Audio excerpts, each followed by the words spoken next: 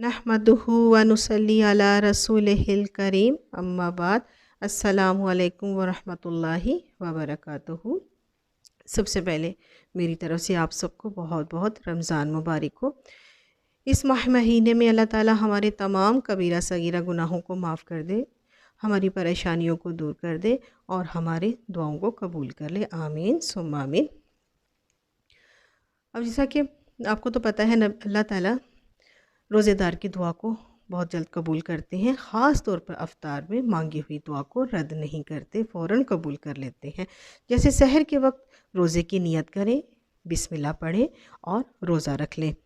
अलबत्ता अफ्तारी के लिए नबी करीम सल्लल्लाहु अलैहि वसल्लम से एक दुआ सनन अबू दाऊद हदीस नंबर 2357 में हज़रत अब्दुल्ला बिन उमर रज़ियल्लाहु ताला अन्हुमा से साबित है। वो यह दुआ है जो नबी करीम सल्लल्लाहु अलैहि वसल्लम अफ्तारी के बाद पढ़ा करते थे। इंशाल्लाह आज हम इस दुआ को याद करेंगे। चलते हैं अपनी दुआ की तरफ।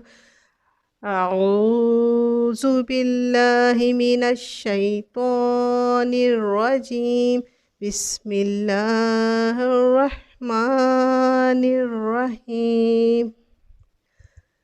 चलें दुआ पढ़ते हैं।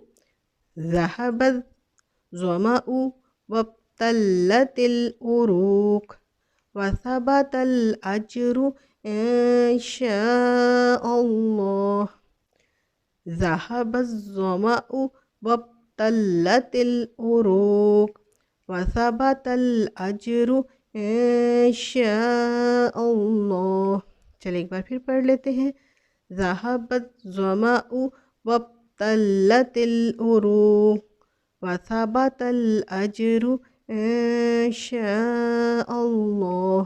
चलिए इसका तर्जुमा पढ़ते हैं। प्यास चली गई और रगे तर हो गई और अगर अल्लाह ने चाहा तो अजर साबित हो गया।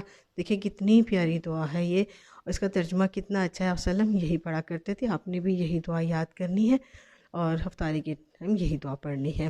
जज़ाकल्लाह खैरन। मिलेंगे नए लेसन के साथ, तो जब तक के लिए इजाज़त। लेकिन मेरे चैनल को सब्सक्राइब ज़रूर कीजिएगा, बेल आइकॉन को भी दबाएगा ताकि पहली वीडियो आप तक पहुंच सके। लाइक एंड शेयर भी करें। जज़ाकल्लाह खैर।